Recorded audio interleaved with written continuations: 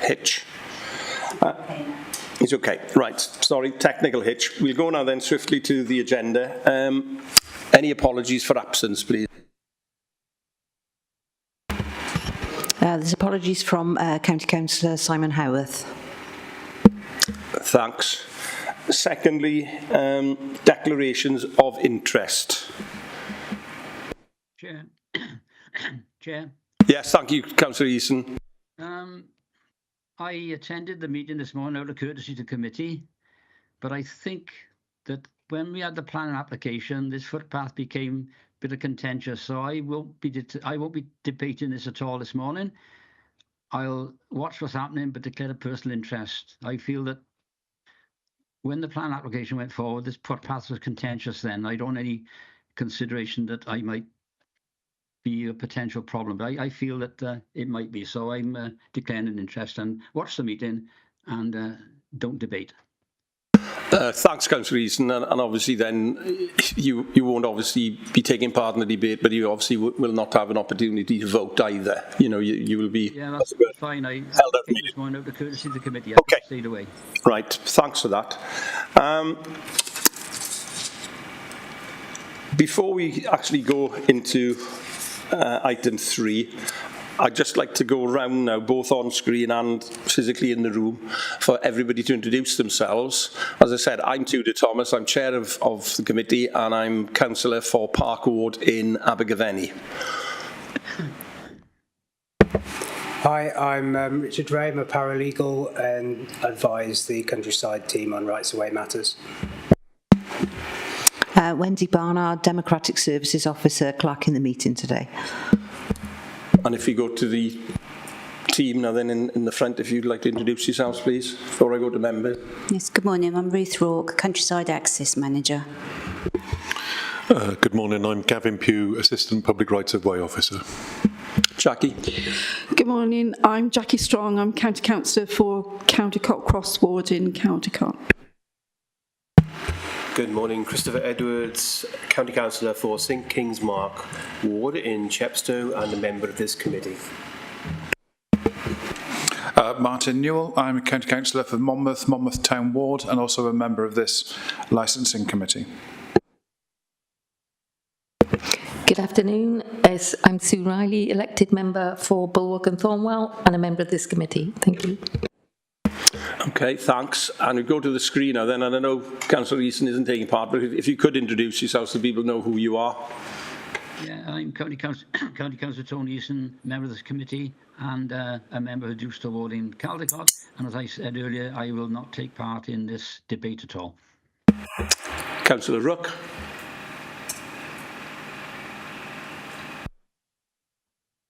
Hi, I'm Councillor Dale Rook, representing Chepstow Castle and Larkfield wards, and also a member of this committee. Thanks. Councillor Neil. Hello, my name's Alistair Neil. I'm County Councillor for Gobi and Var and a member of this committee. Thanks. Geraint. My name is Geraint Edwards. I'm a solicitor and I'll be assisting the committee today on any procedural aspects with the meeting. Diolch, thanks. And Jane? Thanks, Tudor. Yeah, I'm Jane McKenna, Vice Chair of this committee and County Councillor for the Mitchell Troy and Trelloc United Ward.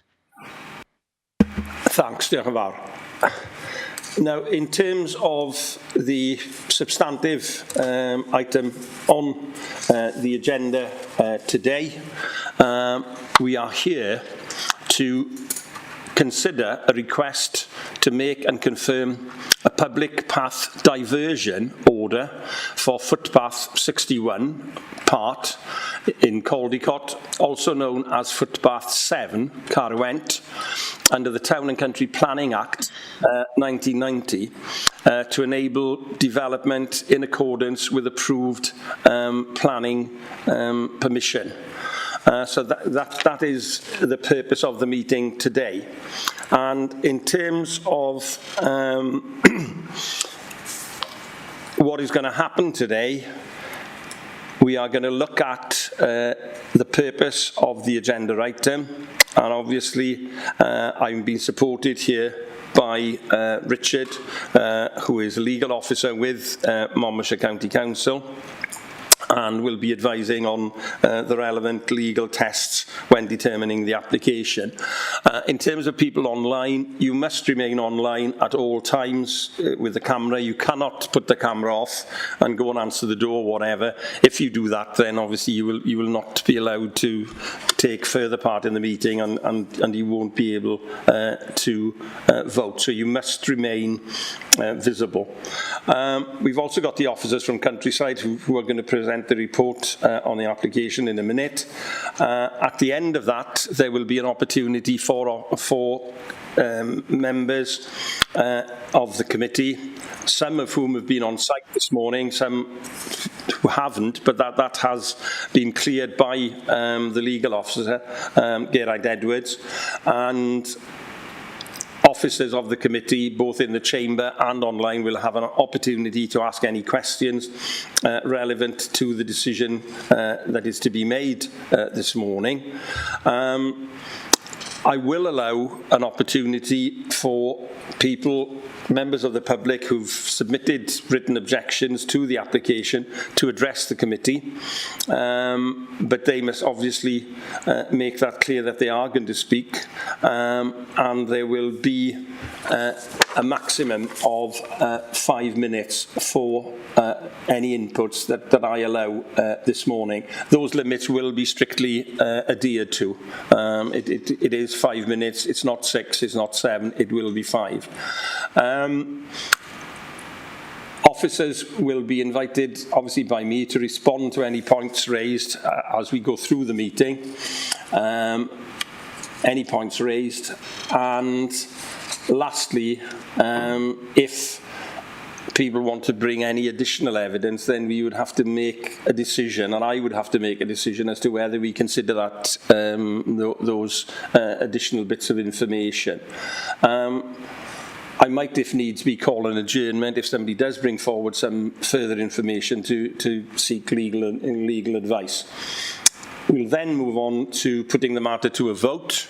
I will probably do a brief summing up, and I'll state the motion clearly so people are absolutely crystal clear what they're voting for, and then the decision will be taken by vote by a simple majority, and I will then announce the result at the end, and also give any reasons for the decision.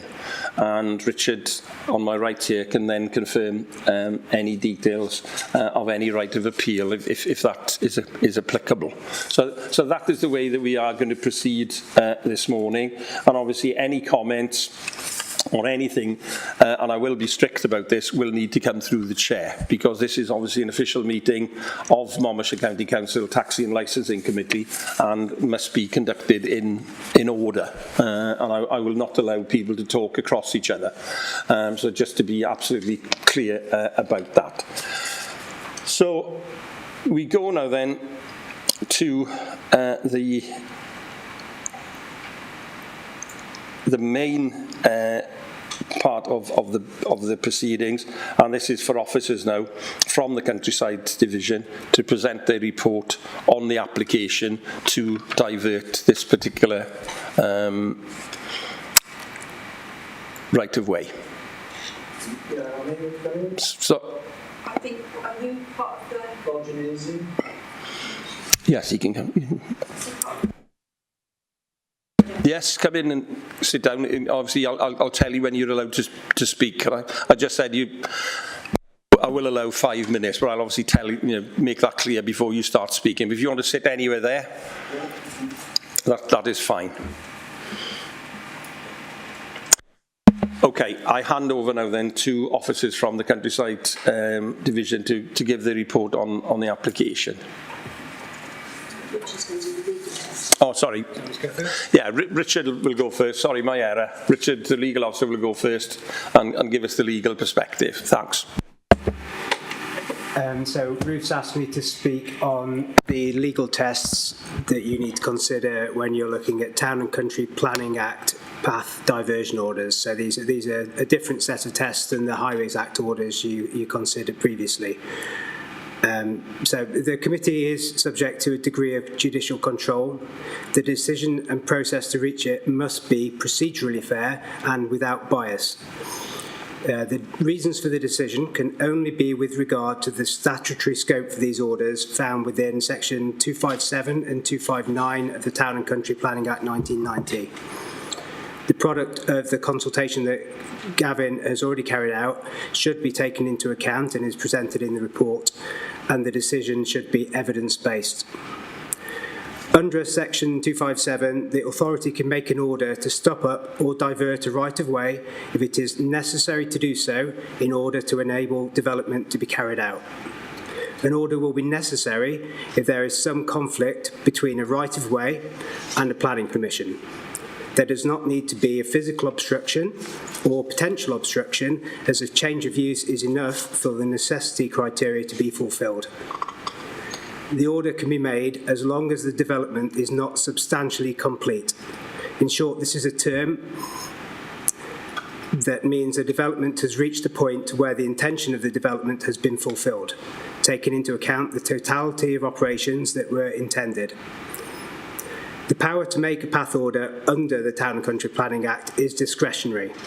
Even if the necessity test is met, an authority can still decline to make an order if it would result in significant disadvantages or losses, taking into account the interests of the general public, the potential effect on neighbouring properties, for example, where access is affected, and any potential financial loss to the public. Once an order is made, it's subject to a 4-week public consultation and is advertised in a local newspaper. So this creates a point where if objections to the order are made and not withdrawn, an authority is unable to confirm the order. At that point, the authority has to refer the decision to the Welsh Government's Planning Inspectorate, or PEDU, for confirmation. The planning inspector can only confirm the order if the above tests are satisfied in the same way that we need to consider them. So if the tests for making and confirmation of the order are satisfied, the committee can authorise officers to make and confirm the order. Thank you. Okay, excuse me. Okay, thanks for that. We now move to the report now by the officers sitting in front of us from the Countryside Division on the application. Thanks. Thank you. So we have a PowerPoint presentation for you, but a full report and copies of all objections, relevant maps, etc. have all been made available to you and to the wider public on the Council's website. Here we have a location plan here of the path in question. Next one. And this slide indicates the current alignment of footpath 61 Caldicot, as shown on the definitive map of public rights-of-way.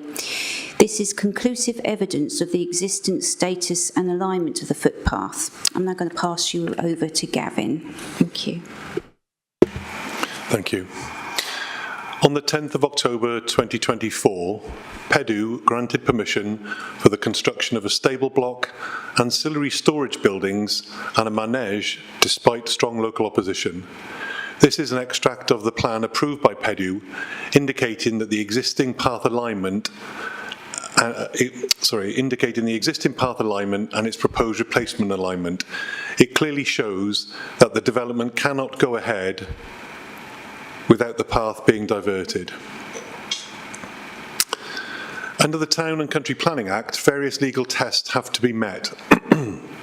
Under section 257 of the Act, Monmouthshire County Council may by order authorise the diversion of a footpath if it is satisfied that it is necessary to enable development to be carried out.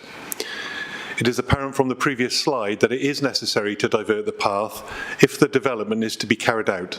This test is therefore satisfied. If a Section 257 order is to come into effect, it must then be confirmed. The tests for confirmation are set out in Section 259 of the Town and Country Planning Act. These tests are also quite straightforward. They are that planning permission has been granted and that it is necessary to divert the path for the development to be carried out in accordance with that permission. As explained, planning permission has been granted and the path needs to be diverted to enable the development to take place. Therefore, these tests are also satisfied. In addition to the Town and Country Planning Act legislation, there is also other legislation, policy and guidance that need to be considered, and I will come on to those shortly. However, I shall move now to the objections, as these are relevant as we go into the case in more detail. Monmouthshire County Council Rights of Way conducted a pre-order consultation process which included the local elected member, Caldicot Town Council, statutory undertakers such as the utilities companies, user groups and local residents. This process generated objections. Most of them were not from the consultees and it included a petition. A full list of consultees and summary of responses can be found in section 4 of the full report, and that also contains full versions of all the objections and significant representations can be found as appendices to this report. Most of the objections claim that the diversion would have a negative impact on biodiversity, heritage or views. Some also raised concerns about the suitability of the legislation. Other objections that were not relevant to the proposed diversion allege intimidation due to the presence of signs, dogs and CCTV. The petition mentions how the proposal would dilute the historic significance of the route and the negative impact it would have on views and biodiversity. It also mentions the presence of a dogs running free sign and CCTV cameras which it claims are intrusive and intimidating and asks for them to be stopped. The following slides are a selection of the objections received. As already mentioned, full versions of all the objections are available as appendices to the main report that have been available online to the committee and the public prior to the meeting. This particular objection mentions scenery and the denial of views, biodiversity, dogs, and the presence of CCTV. This objection states they cannot see the point in moving a path that has probably been used for hundreds of years and takes issue with the fact that the applicant is a stranger from England. It also mentions dogs, signs and lights. This objection states that the developer should not have bought the land knowing about the footpath and then assume that they could divert the path without the correct planning permission. It also dismisses improved safety as a justification for moving the path and asks if this is a valid reason and should not all paths that meet busy roads be moved. It also mentions the impact on the views, the CCTV cameras and dog running free signs. This objection states that they would like to think walkers should be able to enjoy their pleasant hike without change for years to come and mentions loose guard dogs. This objection objects to moving the path from its most direct alignment between Shirefield Lane and Carwent Church. It also states that people should not buy a field knowing there is a footpath and expect to be able to realign it to suit themselves. It also mentions a dog and CCTV camera pointing at the stile. This is part of one objection stating that the rerouting should only be approved if planning consent is granted. There are some further objections of a similar nature which I have not included, but they are all set out in the main report. To give you a feel for the character of the site, this is a Google Earth image onto which the existing public paths have been marked. The path it is proposed to divert and its proposed new alignment. The red line indicates the proposed new alignment of the path and the current path alignment is marked in black. The purple lines you can see are existing footpaths outside the scope of the proposed order. This is a copy of the proposed path order plan overlaid with aerial photography. It shows how the path will be diverted along the edge of the field to the existing roadside verge.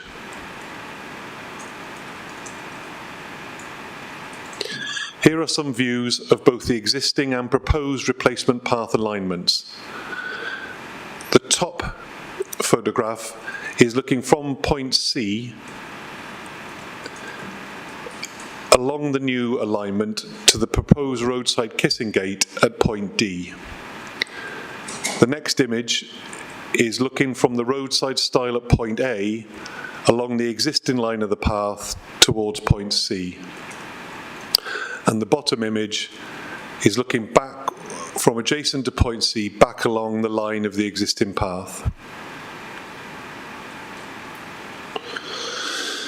In addition to the Town and Country Planning Act legislation, there are other considerations to be made. These include Welsh Government guidance for local authorities on public rights of way, Monmouthshire County Council's own policy as set out in its application and guidance pack for public path diversions and extinguishments under the Town and Country Planning Act, the Environment Act, Equality Act, Active Travel Act, Wellbeing of Future Generations Act, and also Monmouthshire Countryside's Access Protocol and Operational Management Guide and Monmouthshire's Countryside Access Improvement Plan.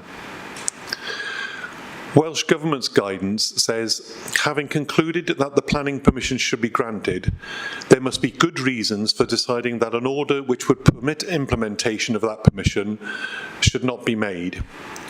So have we any good reasons why an order should not be made? Most of the objections suggest that the diversion of the path would have negative impact on the heritage, views, or biodiversity of the area.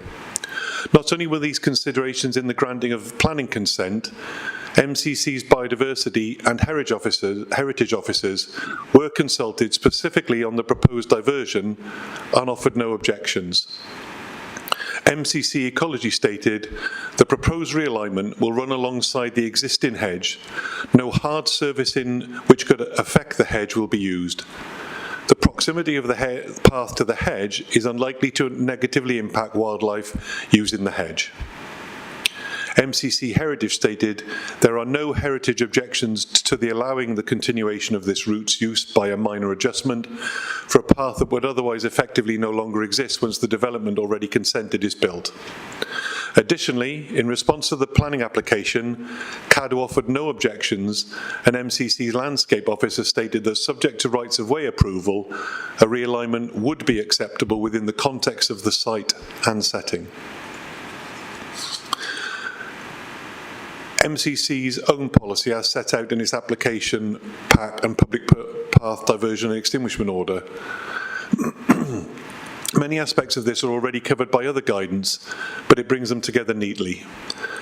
The application pack mentions the Town and Country Planning Act legal tests, the ability of the authority to recover costs, the need to consider how it will affect public use, the land served by the existing path, whether the diverted alignment is less convenient, conservation and biodiversity.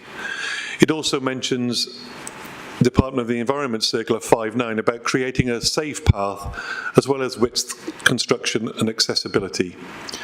Not all of the policy requirements are relative to this proposal, but I believe that it complies with all of those that are. The only slight departure is the application pack states that if the way is to be enclosed, i.e. to be bounded on both sides, it should have a minimum width of 4 metres. However, given the nature of the location and how the path is likely to be used, 3 metres does not seem unreasonable. Environment Act. The Environment Act's aim is to help secure healthy, resilient and productive ecosystems for the future while still meeting the challenges of creating jobs, housing and infrastructure. Public Rights of Way has its own biodiversity action plan, but the environment and biodiversity has largely already been considered both as part of the approved planning application and the proposed path order. Equality Act. The aim of the Equality Act is to legally protect people from discrimination in the workplace and in wider society. In this context, we are talking about eliminating discrimination in terms of accessibility to the Rights of Way network. The existing path alignment runs to a stile immediately adjacent to the road's metal surface. Its proposed replacement alignment contains gates rather than a stile and joins the road at an existing verge lay-by. Many people struggle with or cannot climb stiles. The proposed path will therefore be available to people who cannot presently use the existing path. It will also potentially be safer. Active Travel Act. This Act requires local authorities to exercise their functions so as to promote active travel journeys and secure new and improved active travel routes. The existing and proposed paths, because of their location, are unlikely to be used in an active travel capacity. However, the proposed replacement path will not contain any stiles, a limitation that some people can find difficult or impossible to negotiate. The proposed path will therefore be available to both active travel and leisure users that are unable to use the current path. Wellbeing of Future Generations Act. The Wellbeing of Future Generations Act is about improving the social, economic, environmental and cultural well-being of Wales. It requires public bodies to think more about the long term, work better with people and communities and each other, look to prevent problems and take a more joined-up approach.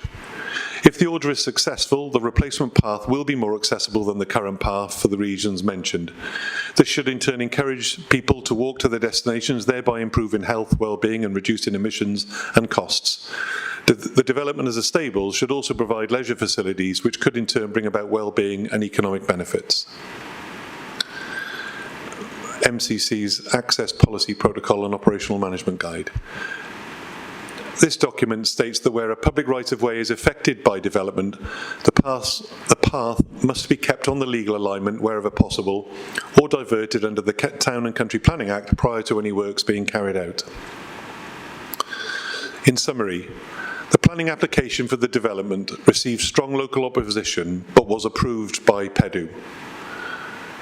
Welsh Government guidance says that there should be good reasons if MCC is to decline to make an order that would prevent the approved development going ahead.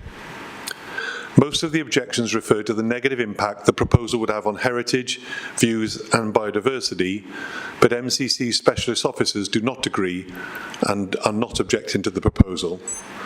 The proposal is compliant with the legislation, guidance and policy other than a small departure in the width of the path, a point that has not been objected to. The comments received about dogs, signs, CCTV, etc. are not relevant to this proposal, and there are other mechanisms for dealing with such matters. Planning has been granted, and guidance states there must be a good reason not to make the orders. Members should take into account the legal test explained, interests of the general public and the potential effects of any order on some members of the public in their consideration. But they may also consider any works required to bring the alternative way into a fit condition for public use. This may then be specified in the order so that the diversion will not have effect until they have been provided. It is recommended that authorisation is given to make the order and confirm it if unopposed.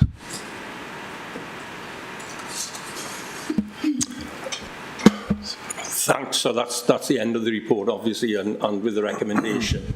We'll now move on to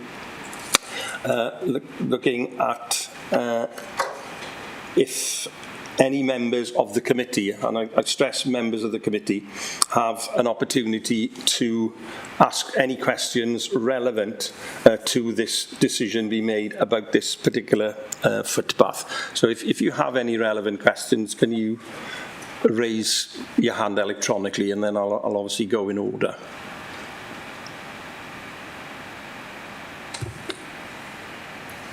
No question. Councillor Rooks, thanks. Over to you. Thank you, Chair. I'm just curious to know why 3 metres is being proposed rather than 4 metres, as the guidance suggests. 4 metres is not much bigger than a metre. It wouldn't take that much development land away. I'd like an explanation as to why 3 metres is considered acceptable. Thank you. So 4 metres is MCC's recommended, but there's no legislation that makes that absolutely necessary. The site, it was felt, had a 3 metre width available, which was seen proportionate, has been stipulated in the schedules, which were circulated for public consultation, for pre-order consultation, that has led us to this point. So it was felt that the site only needed 3 metres, not the recommended 4. Okay, thanks for that. We go now then to Councillor Riley. Thank you, Chair. The only matter I wanted to raise is the existing path which comes out almost opposite A on the map. There is a short walk on a very narrow lane, and it was just about the safety issue of that walk along the narrow lane that concerned me. From the walk from point A to point D. It is quite a difficult lane, isn't it? And it is almost opposite the existing footpath, and that was my only concern. Thank you. There is a short element of road walking necessary from the footpath either side of the lane at the moment.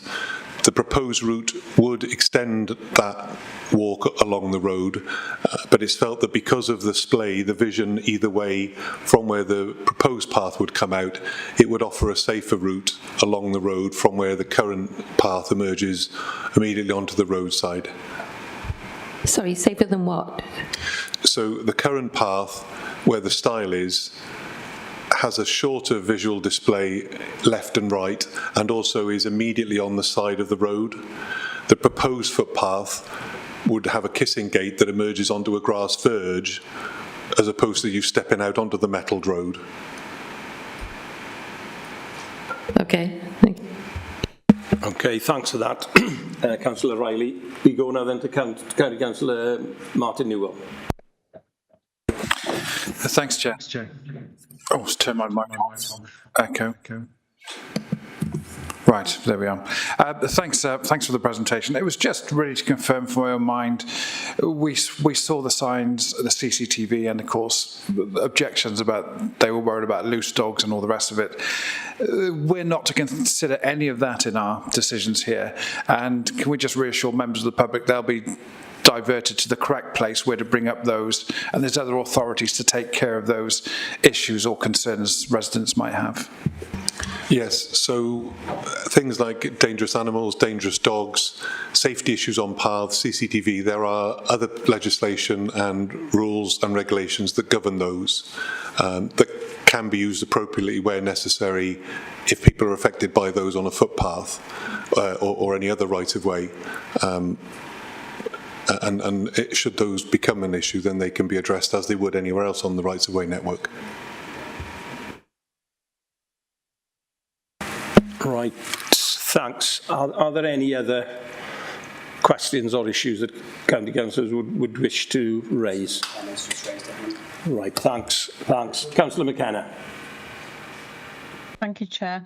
I just wanted to double check the point between C and D, where the proposed footpath is. As we saw this morning, it's fenced off to a width of 3 metres. Can we just have clarification that that fence is going to remain there, because obviously it protects walkers going through if there are dogs running free, and also just confirmation that the landowner is going to maintain the hedge that's been planted there, because obviously it's good to see that there was some hedgerow planted there. It provides a bit of screening as well as assisting with the local habitat. Thank you. Yes, so the new hedge would remain in place if the order went through in its current form, and as in all cases, the Highway Authority is responsible for the surface of the right-of-way, but the landowner has responsibility for beside and above a right-of-way and maintaining those in a passable condition. Thanks. Any other questions? Councillor Strong. Hi, it was quite interesting going to the site this morning and clarified for me when we were actually looking at it rather than looking at maps and just trying to sort of visualise it from the information that we received. I'm quite interested in the kissing gate and also D on the map, who is responsible for the upkeep of that? Would that be highways, or would that be the owner of the land? So under the Highways Act, the landowners are responsible for limitations, so gates, stiles and so on their land. There is an obligation for the Highway Authority to contribute 25% towards that, but ultimately the maintenance, the supplying, installing and maintenance of furniture, such as gates, on public rights of way is with the landowner. Thanks for that. Any other questions or issues or areas of concern? I don't see any hands up. This is from the committee at the moment, I'm afraid. Sorry, Tudor, can I just come in? I had to put my hand up again. Yeah, sorry. Sorry, just coming back in. Just wanted clarity and confirmation, really, both for ourselves and for residents. At point D, where the proposed kissing gate is to be located, could we just have clarification of what time of year that hedge can be taken down and a kissing gate put in, please? Just with bearing in mind with bird nesting season. Thank you. Yeah, so there is guidance around that, and clearly for March to August it would be less desirable. It is possible to have the hedge examined to see if it would disturb any nesting birds, but due to the sort of timing of this, it would probably be appropriate to do that outside of the bird nesting season. Thanks. Are you happy with that, Councillor McKenna? Yes? Yeah. Okay. Just one sort of point of order at the moment. I see that Councillor Jane Lucas has joined us now, but I'm afraid you haven't been here for the whole proceeding, so I'm afraid you can observe, but you cannot take part and you cannot vote on the decision, because obviously you haven't heard everything of this particular agenda item. Okay, no other questions or comments. We now move to the next section, and I've got down people who want to speak, and I've got Mr. Roger Nazy sitting at the back. Can I just point out now that it is 5 minutes. We will obviously time it, so if you can make your point of view within that time, at the end of the 5, then obviously you'll have to stop. I'm not aware of anybody else speaking here this morning. Is that correct? Right. Over to you now then, Mr. Nazy, and I will start the 5 minutes. Well, thank you, committee, for this opportunity to speak in regard to the diversion of the public footpath. I represent some 20 residences along the lane, many of whom frequently use the path. I can report that many have ceased to use that path due to the aggressive dogs. This is alarming, but it's not the reason we are here today. In the first instance, I question whether this meeting should in fact be taking place. I am informed that the owner of the adjacent field claims that the applicant does not own all the land involved in the planned changes. This issue has been raised with both the applicant and Mr. Pritchard, but no response received to date. The erroneous claim within the application must be challenged. The relevant guidance for such diversions cites ownership by the applicant of all the land involved as a preeminent requirement before any application is considered. I ask that Mr. Pritchard or his representative here today undertake to make this challenge. I will leave this in the hands of the officer and talk specifically about the proposal. The guidance you have supplied makes the point that when diversions of rights of way are considered, the best solution often comes down to a balance between convenience and enjoyment. The current route enjoys a gradual unfolding panoramic vista, culminating in spectacular views of both Cowent Church and the ancient monument of Isca Silurium. Compare this to that which is proposed. When approaching from the stile south of Churchview, an additional 50 metres of road is added, which reaches the Kitchen Gate, thence leading the walker through a tunnel-like thoroughfare with hedges each side exceeding 6 foot, with no view except that of the light in the distance, at which point the walker is reunited with the existing way. The enjoyment of the initial unfolding vista is completely lost, with further diversity impact providing the Kitchen Gate. The guidance provided assists in this respect. I quote, para 6.28, convenience may be interpreted as meaning ease of use. However, enjoyment can take into account other factors, such as views to be enjoyed from the path or way. It further states the decision maker would have to balance the applicant's interests in having the order confirmed against any amenity loss to the public. Make no mistake about it, the proposed diversion is all about convenience for the applicant, with absolutely no consideration whatsoever for the enjoyment of the public. Now, we do understand the Council's obligation to facilitate the applicant's execution of his planning consent. Hence, the diversion of some sort will be required. This can be achieved without the drastic measures proposed. I make the suggestion that a simple diversion around the southern corner of the menage would suffice.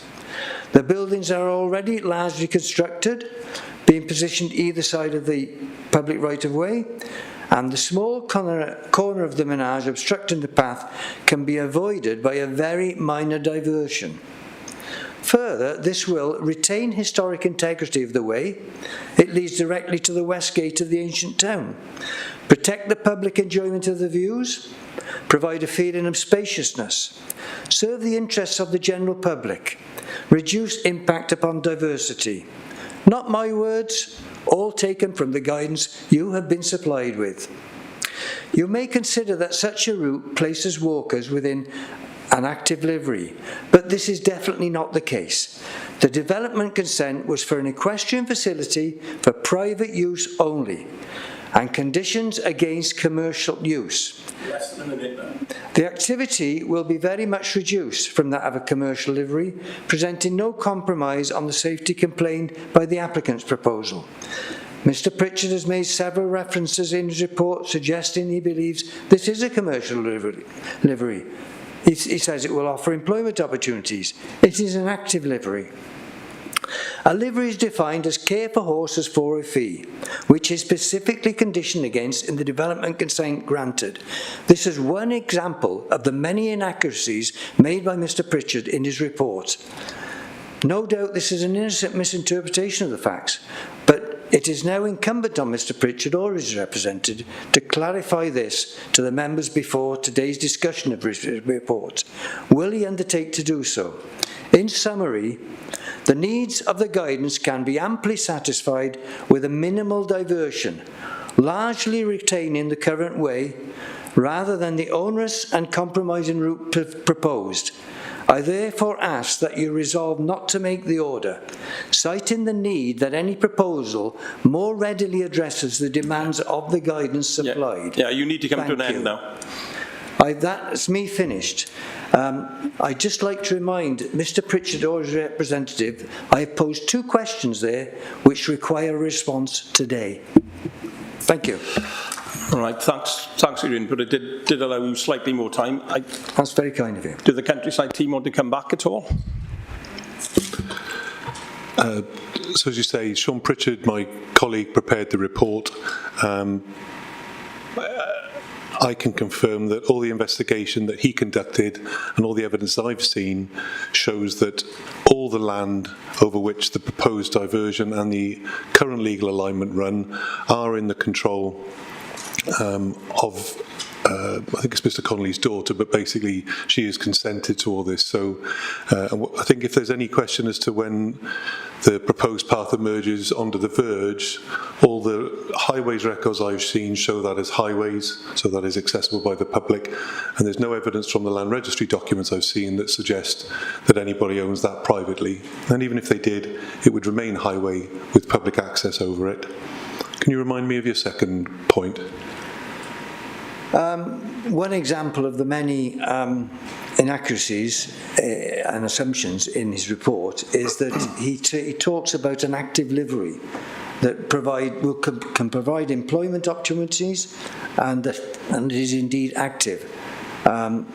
This is inaccurate. The discussions I've had with Sean have been around the fact that there's going to be stabling there for a number of horses. How that looks, whether there's permissions for that to be done commercially, or if it's merely going to be friends and family. But ultimately, you know, I think this isn't completely relevant to the path order. If it's not going to be commercial, then the same position we arrive at the same position in that the current path would be obstructed by what's been granted under planning consent.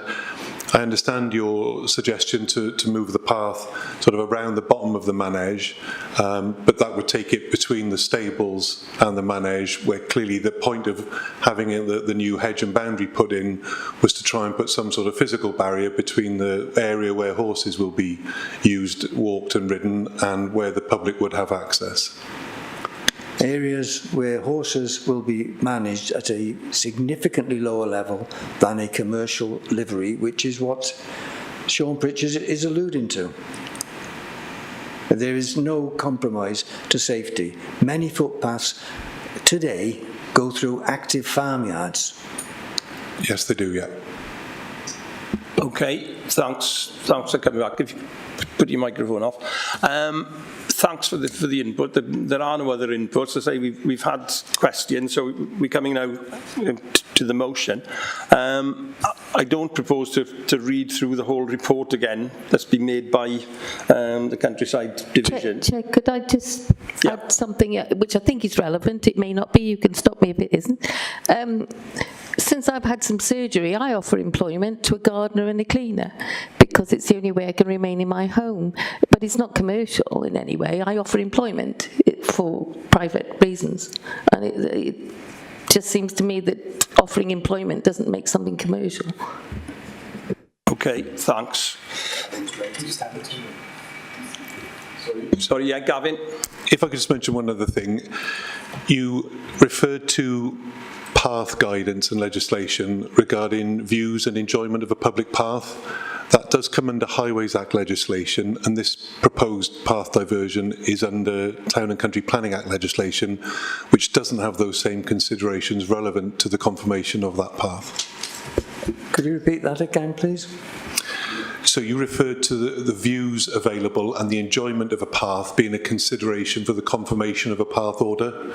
That relates to Highways Act path order diversions and is not relevant to Town and Country Planning Act path order diversions. Okay, thanks for that. Put your microphone on. Thanks. I come up now to the actual motion. As I say, I don't propose to read through the whole report. It's obviously been given approval by the officers from the Countryside Division. We've been on site this morning, at least some of us have been on site, which was a good opportunity to actually contextualise what is proposed, so we could actually see it in the flesh, as it were. So really, we've listened to the one objector that's put forward his case today. We've obviously read the pack with the other numerous objections, but really now it comes to the committee making a decision, and I will read the motion, so if you can listen carefully. The motion is, having regard to the relevant legislation, tests, guidance and policy, this committee authorises the making of a diversion order for footpath 61 Caldicot under section 257 of the Town and Country Planning Act 1990, and to confirm the order if no objections are received. The voting now will be brought up. Yeah, can you tell me what to... Basically, whether they agree with the motion that I've just read out. So it's either yes or no. Okay, Richard? Yeah, it's either yes or no. Shall I read the motion again? Just for clarity? I will read it again. Having regard to the relevant legislation, tests, guidance and policy, this committee authorises the making of a diversion order for footpath 61 Caldicot under section 257 of the Town and Country Planning Act 1990 and to confirm the order if no objections are received. So members now, once the vote comes up, you obviously vote either yes or no. Just waiting for that to come.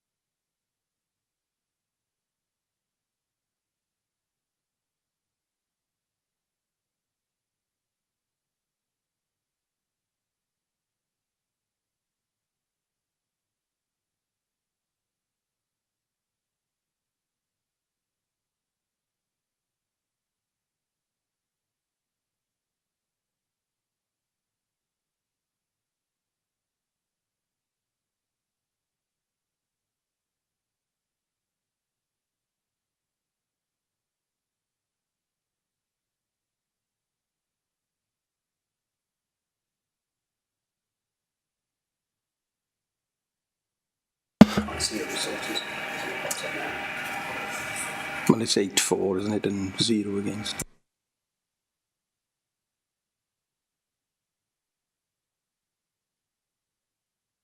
Yeah. Do you wish me to read out the result? Yes, if you could do that. So gallu neud hwnna sy'n ni'n ddiolchgar. If you can do that, I'd be grateful. Diolch. So the result of the question is 4, as in yes, 8 votes, against 0 votes, abstain 1 vote. So the motion carries. Okay. Well, obviously, Geraint, our Deputy Monitoring Officer, has given the result, which is obviously clearly that motion that I read out to everybody for the diversion of that footpath under the Town and Country Planning Act 1990 has been granted by this committee. So I now thank you obviously for your attendance this morning, and particularly for the people who came to the site visit and for the input today from the objectors. I thank you all for your attendance and to the officers for the comprehensive report, and I declare the meeting closed. Thanks very much.